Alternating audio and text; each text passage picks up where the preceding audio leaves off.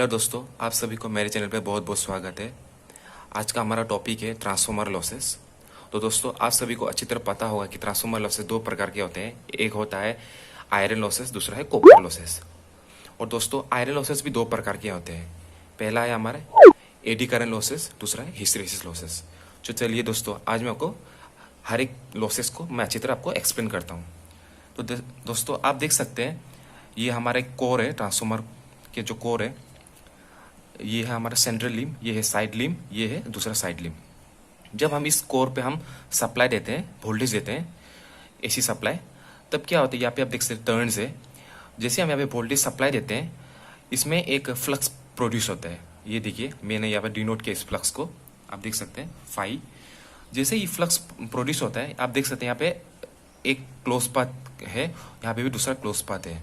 तो यहाँ पे क्या होता है, जैसे फ्लक्स प्रोड्यूस होता है तो आप सबको पता होगा राइट हैंड थंब रूल क्या होता है। ये जो हमारा जो चारों, ये हमारे 4 फिंगर्स है, ये हमारे करंट को दर्शाता है। और ये थंब रूल, थंब उंगली है जो फिंगर है, ये हमारा फ्लक्स को दर्शाता है।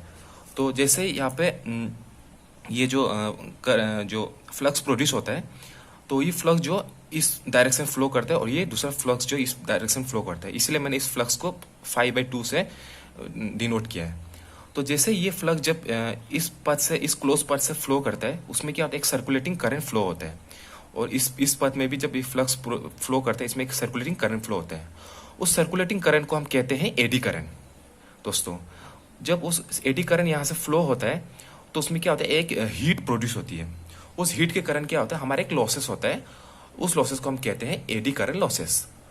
दोस्तों, आप सबको पता ही होगा कि जो सर्कुलेटिंग करंट है क्लोज पाथ में, उस सर्कुलेटिंग करंट को हम एडी करंट कहते हैं। और उस एडी करंट के कारण हीट प्रोड्यूस होता है, उस हीट को हम कहते हैं एडी करंट लॉसेस।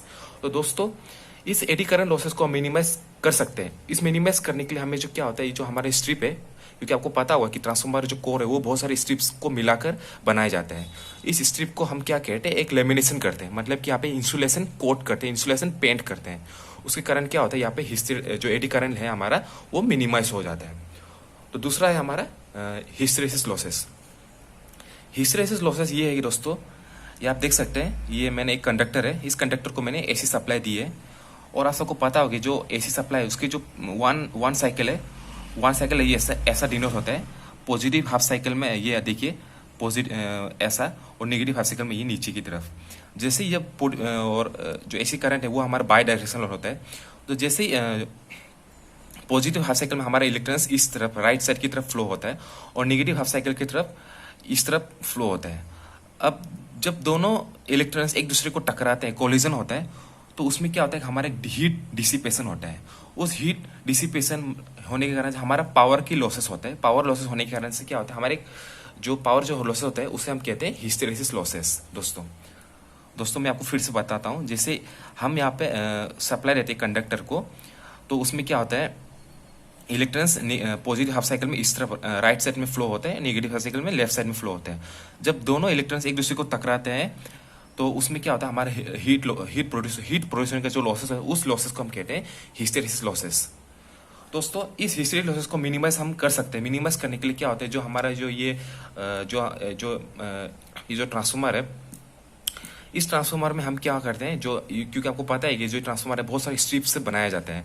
जो स्ट्रिप जो हमारा स्ट्रिप है, स्ट्रिप में क्या होता है, इस स्ट्रिप को हम स्ट्रिप का जो मटेरियल है, ये जो मटेरियल है, इसको हम सिलिकॉन स्टील से हम बनाते हैं। जब हम इस जो ट्रांसफॉर्मर की जो स्ट्रिप है, इसको हम जब सिलिकॉन स्टील से बनाते हैं, तो उससे क्या होता है, हमारा जो हिस्टैरिसीस लॉसेस है वो मिनिमाइज हो जाता है। तो ये था हमारा आयरन लॉसेस। और दूसरा है हमारा कॉपर लॉसेस।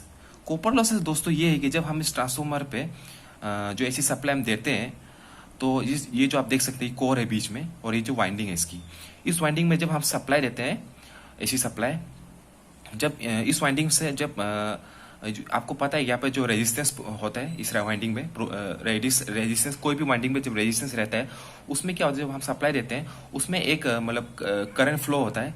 करंट फ्लो होने के कारण से क्या होता है दोस्तों, वहाँ पे एक लॉसेस होता है।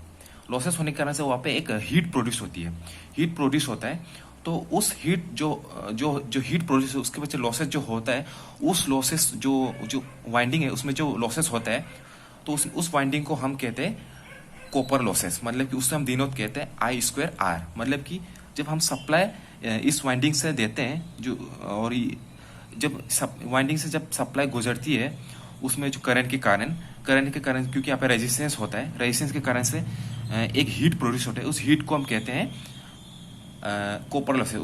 उससे हम डिनोट करते हैं आई स्क्वायर आर। और दोस्तों आपको पता होगा जो कॉपर लॉसेस है ये जो करंट के कारण प्रोड्यूस होता है, और जो ये आयरन लॉसेस है वो वोल्टेज के कारण प्रोड्यूस होता है। दोस्तों आपको ये आज का टॉपिक कैसा लगा प्लीज़ कमेंट सेक्शन में बताइए। अगर आपको अच्छा लगा हो प्लीज़ लाइक कर दीजिए, शेयर कर दीजिए और सब्सक्राइब करना ना भूलें, ताकि मैं इसी तरह अच्छी अच्छी वीडियो आपके लिए लाता रहूं। Thank you so much. जय हिंद।